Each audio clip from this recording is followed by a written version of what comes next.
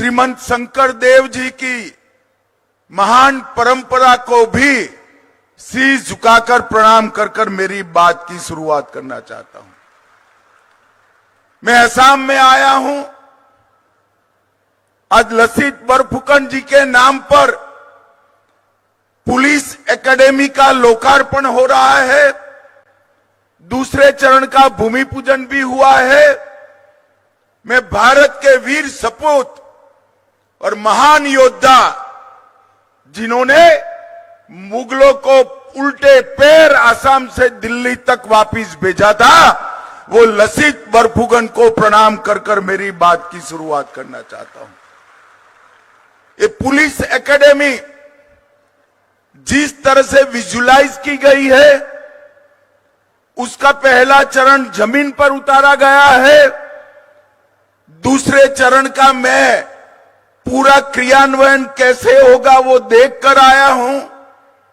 एक प्रकार से भारत भर की पुलिस एकेडमी में हमारे आसाम की पुलिस एकेडमी ये 5 साल में नंबर 1 बनने वाली है, नंबर 1 बनने वाली। इसके लिए तो हमारे हेमंत विश्व शर्मा जी को मैं जरूर बधाई दूंगा, परंतु साथ में मैं विशेष बधाई देना चाहता हूं कि इन्होंने इसका नामकरण लसित बरफुकन के नाम से किया है।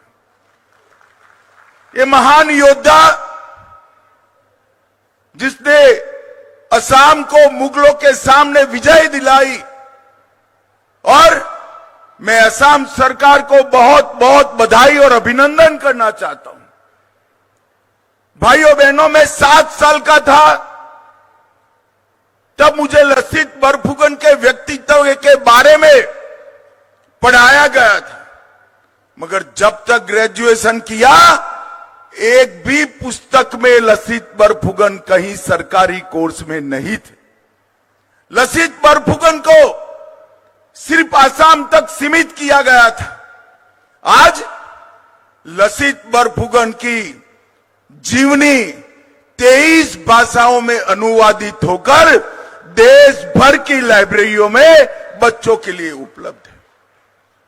वो बच्चों को प्रेरणा देने का काम कर रहे हैं और देश के 8 राज्यों के इतिहास के पुस्तक में लसित बरफुकन पर एक प्रकरण डालने का काम भी हेमंत विश्व शर्मा के प्रयास से आज हो रहा है।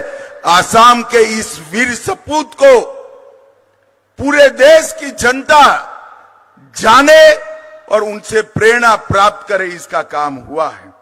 आज ये एकेडमी 167 करोड़ के खर्चे से इसका पहला चरण बना है, और जो हेमंत जी ने डिटेल आप लोगों के सामने रखी, इसके हिसाब से तीनों चरण होकर 1050 करोड़ रुपया खर्च होगा। तब ये एकेडमी पूरे भारत की सबसे अच्छी पुलिस एकेडमी बनेगी, इसमें मुझे पूरा विश्वास है। कई प्रकार की आधुनिक सुविधाएं इस एकेडमी के अंदर समाहित की गई है। और मित्रों, आज एक बात मेरे जैसा, मैं विद्यार्थी काल से आसाम आया हूं। आसाम में मैंने डंडे भी खाए हैं कांग्रेस सरकार के। साइकिया जी मुख्यमंत्री थे, हम नारा लगाते थे, आसाम की गलियां सुनी है, इंदिरा गांधी खूनी है, और हम पर गुवाहाटी में डंडे लगाए थे। 7 दिन मैंने असम की जेल की रोटी भी खाई है। देश भर के लोग असम को बचाने के लिए यहां आते थे। वहां से लेकर असम ने लंबा आंदोलनों का दौर देखा है। असम की पुलिस अन्य राज्यों में ट्रेनिंग के लिए जाती थी। आज मैं असम सरकार को बधाई देना चाहता हूं। 8 साल में ऐसा परिवर्तन हुआ। ये लसित बरफुकन एकेडमी में 2000 पुलिसकर्मी गोवा और मणिपुर के ट्रेनिंग लिए हैं। हमारा असम शांत हो गया है। असम आगे बढ़ने के लिए तैयार हो गया है। आसाम विकास के रास्ते पर आगे बढ़ा है। ये 10 साल में देश के नेता और प्रधानमंत्री नरेंद्र मोदी जी के नेतृत्व में आसाम के लिए बोडो समझौता हुआ 2020 में, कार्बी समझौता हुआ 21 में, आदिवासी शांति समझौता 22 में, उल्फा समझौता 23 में, असम मेघालय बॉर्डर समझौता 23 में और असम अरुणाचल बॉर्डर समझौता भी हुआ। 10,000 से ज्यादा युवाओं हथियार डालकर मेन स्ट्रीम में आए हैं। जिस असम में एक जमाने में आंदोलन, गोलीबारी, आतंकवाद की चर्चा थी, वहां आज सबसे आधुनिक इंडस्ट्री सेमीकंडक्टर की लगने का काम भी हो चुका है। 27,000 करोड़ की सेमीकंडक्टर के क्षेत्र में इन्वेस्टमेंट, वो आसाम का भविष्य बदलने वाला है। अभी आसाम के निवेश के लिए यहां शिखर सम्मेलन हुआ, 5,18,000 करोड़ के निवेश के लिए एमओयू हुए। मैं पूरे विश्वास से कहता हूं इसमें से ज्यादातर जमीन पर उतरने वाले हैं।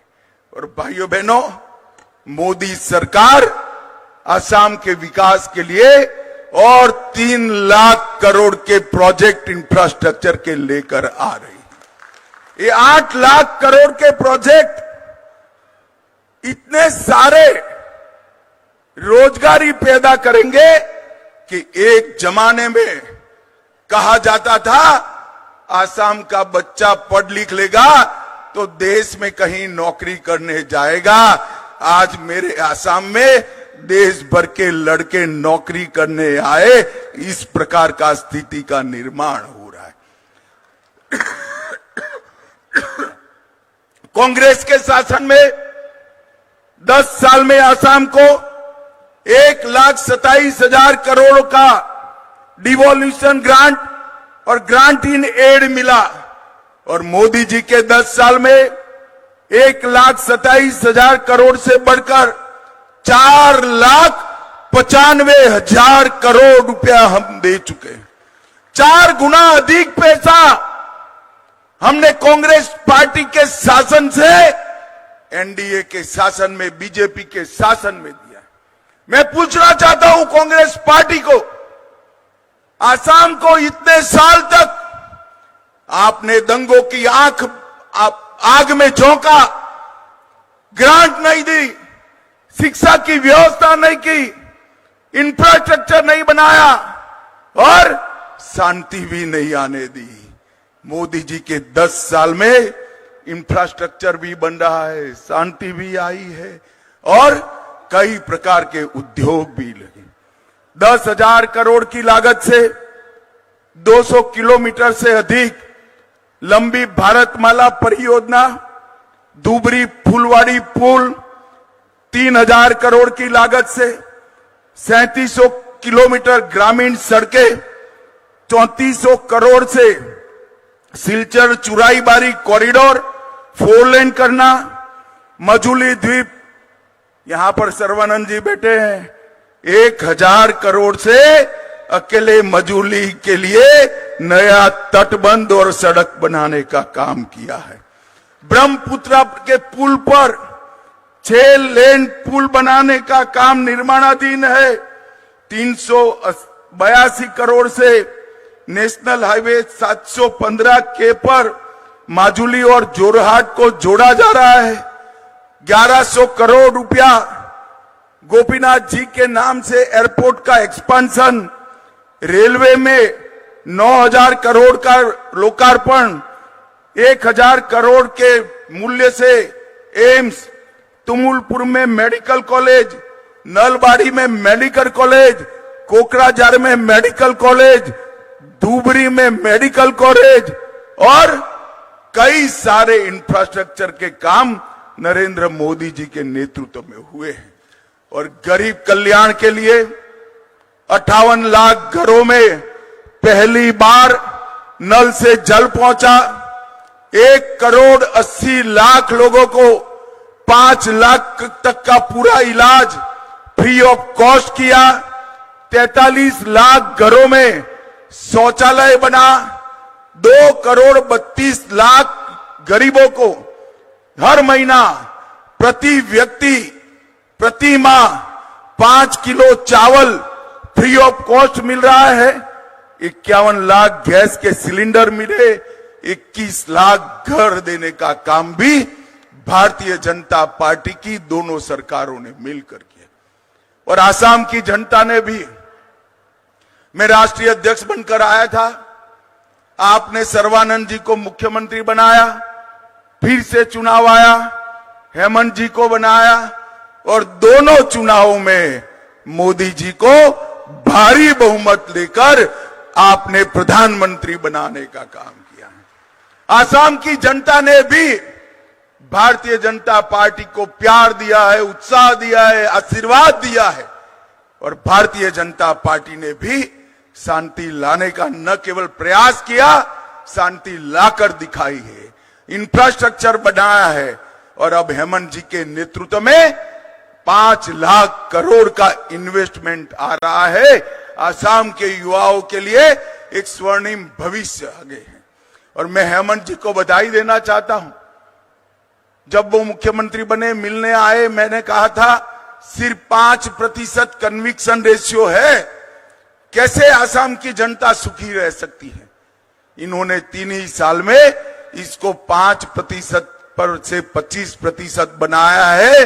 मुझे विश्वास है कुछ ही वर्ष में वो नेशनल एवरेज को पार कर जाएंगे। ये बहुत बड़ी उपलब्धि है। पहले कोई एफआईआर लिखाना नहीं चाहता था। पुलिसिंग सिर्फ और सिर्फ टेररिस्टों के सामने लड़ने के लिए होती थी, आज नागरिक के अधिकारों के लिए हो रही है। मोदी जी ने जो 3 कानून लाए हैं, इसके सफल इंप्लीमेंटेशन के लिए होते। आज मैं यहां देरगांव में आप सभी को हृदय पूर्वक की बधाई देना चाहता हूं कि आज जो एक बीज बोया है, ये बहुत बड़ा वटवृक्ष बनेगा और न केवल आसाम, पूरे नॉर्थ ईस्ट के पुलिसिंग के लिए एक काशी बनेगा। इसका मुझे पूरा विश्वास है और यहीं से शांति की नई शुरुआत होगी। भाइयों बहनों, मैं भारतीय जनता पार्टी को आप लोगों ने जो समर्थन दिया है, हर चुनाव में जब भी हम झोली लेकर आए, आपने कमल से हमारे झोली को भर दिया है। इसलिए समग्र आसाम की जनता का मैं आज के मौके पर हृदय पूर्वक धन्यवाद करना चाहता हूं। आप सभी को फिर से एक बार बहुत बहुत बधाई। मेरे साथ एक बार जोर से बोलिएगा, भारत माता की वंदे वंदे वंदे। बहुत बहुत धन्यवाद। आपके मार्गदर्शन और नेतृत्व से भारत में सुशासन, शांति और जन सुरक्षा सशक्त हुई है। देवी और